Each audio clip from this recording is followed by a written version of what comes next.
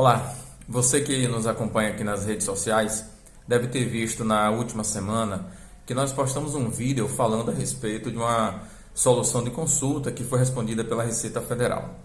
O fato é que, na verdade, nós tínhamos 9 consultas protocoladas na Receita Federal. Com essa dessa semana que foi respondida, nós passamos a ter 8 consultas protocoladas perante a Receita Federal, que nesse momento, hoje é dia 16 de abril de 2023, nós estamos aí aguardando a resposta da Receita Federal a essas 8 consultas que nós protocolamos. E nós decidimos, até para poder trazer para vocês quais são os assuntos que nós protocolamos essas consultas formais, gravar alguns vídeos, uma sequência de alguns vídeos a respeito dessas consultas. E toda vez que nós protocolarmos uma consulta formal perante a Receita Federal, e olha que nós temos bastante coisa aqui para protocolar, nós vamos gravar um vídeo e trazer aqui para vocês. Eu não sei se vocês se lembram, mas há um tempo atrás, você que já me segue em redes sociais, seja aqui pelo Instagram, seja pelo YouTube, enfim, no dia 6 de dezembro de 2022, eu postei em meu Instagram um documento chamado Termo de Preparo da Receita Federal. E naquele momento eu falava a respeito da nossa certeza de que as nossas consultas que foram protocoladas na Receita Federal, naquele momento eram apenas 6 consultas, e de lá para cá nós já protocolamos outras 3, que elas tinham sido aceitas pela Receita Federal e tinham sido despachadas para os auditores fiscais para que pudesse ser respondida a essas consultas. Então nós protocolamos mais outras 3, aí estamos aguardando a resposta, totalizando 9, menos uma que foi dessa semana a respeito da aquisição de produtos de origem animal vegetal de intermediário. Nós temos hoje 8 consultas da Receita Federal.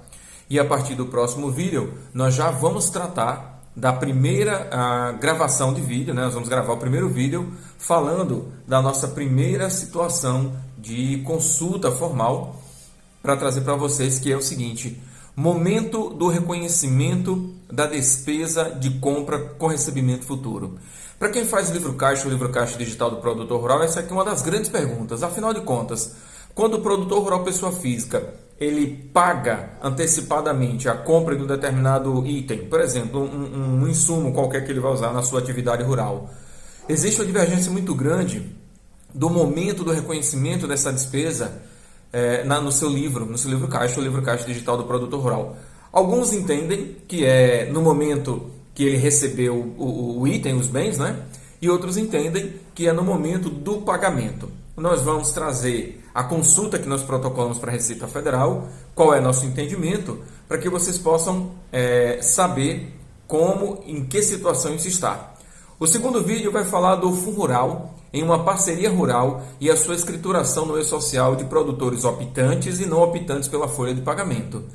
Isso aqui foi um problema que nós identificamos quando a Receita Federal, com base lá na Lei 13.606, terminou dando ao produtor rural, pessoa física e também pessoa jurídica, nesse caso a pergunta foi em relação à pessoa física, o direito de optar pela folha de pagamento e não recolher mais a sua contribuição previdenciária sobre a comercialização da produção, pagando sobre folha de pagamento. E observe, o nosso próximo vídeo, apesar do tema ser muito parecido, o teor da pergunta é um pouco diferente, que é o FUNRURAL e a parceria rural no e-social.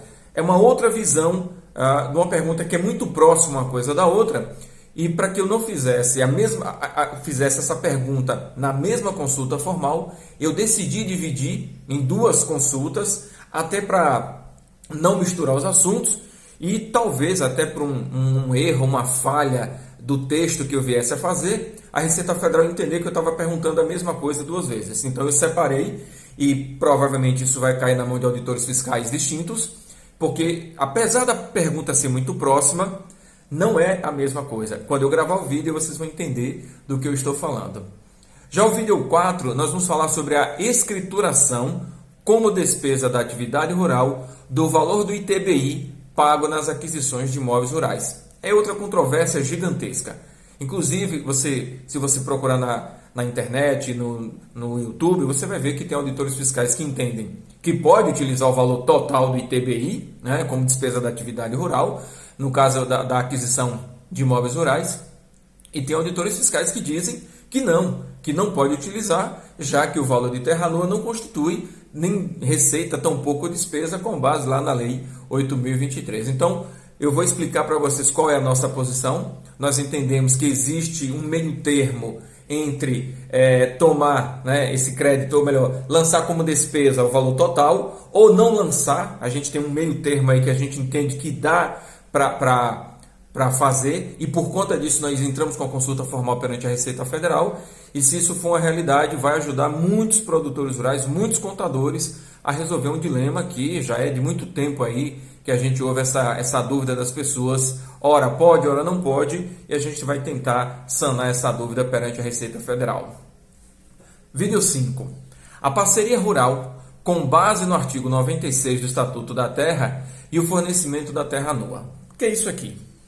Existe uma vertente de pessoas hoje que entendem que é possível se fazer parceria rural, com base lá no artigo 96 do Estatuto da Terra, fornecendo apenas a terra nua, e que estaria ali estabelecida a parceria rural, mesmo que essa pessoa que forneceu a terra não arcasse com nenhum dos custos inerentes àquela atividade rural. No entendimento dessas pessoas, o fornecimento do imóvel rural já seria a participação dele na constituição dessa parceria rural. Como nós entendemos uma forma um pouco divergente em relação a isso, e em grupos de discussões com os colegas e com muitos alunos nós falamos sobre isso, e por nós não concordarmos exatamente com esse teor, nós decidimos protocolar a consulta formal perante a Receita Federal, e esse vai ser o tema do nosso vídeo de número 5, que nós vamos gravar e apresentar aqui para vocês, seja pelo Instagram, pelo Facebook ou pelo nosso canal do YouTube. O próximo vídeo, que também trata de consulta formal, é uma coisa voltada ao Fundo Rural. E diz o seguinte: o Fundo Rural e a receita de exportação via agroindústria. É o seguinte, nós sabemos que quando há a exportação, as receitas de exportação, né, de exportações, elas gozam da imunidade tributária que está prevista lá no artigo 149 da Constituição Federal. Só que tem um detalhe, existem pessoas que entendem que essa imunidade ela ocorre inclusive quando uma agroindústria compra de um produtor rural produtos de origem animal vegetal e faz a exportação a partir de uma trading company, de uma comercial exportadora, até mesmo diretamente. Existe um grupo de pessoas que entendem que essa imunidade aplica-se àquela questão na aquisição desses produtos do Fundo Rural em relação a esse produtor rural. Nós não concordamos porque são dois momentos distintos. O primeiro momento é a aquisição da produção rural desse produtor rural pessoa física. E o segundo momento é a receita de exportação dessa agroindústria quando ela faz a exportação desses produtos.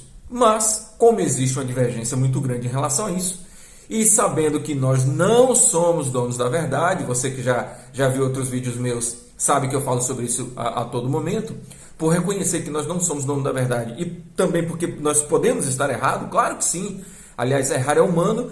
O problema é que a legislação é feita de uma maneira muito rebuscada e você, no momento você lê, pode entender de um jeito, depois você lê novamente, entende de um outro jeito. Aí chega um colega, dá um palpite, outro colega dá outro palpite, e você começa, bom, será que eu estou certo efetivamente nesse meu posicionamento e todos os demais é que estão errados, ou eu que estou errado e todos os outros estão certos? Enfim, para sanar a dúvida, existe o caminho feito pela Receita Federal, que é a consulta formal. Então, vamos usar o caminho que a Receita Federal nos proporciona para fazer a consulta e saber da Receita Federal qual é a maneira correta.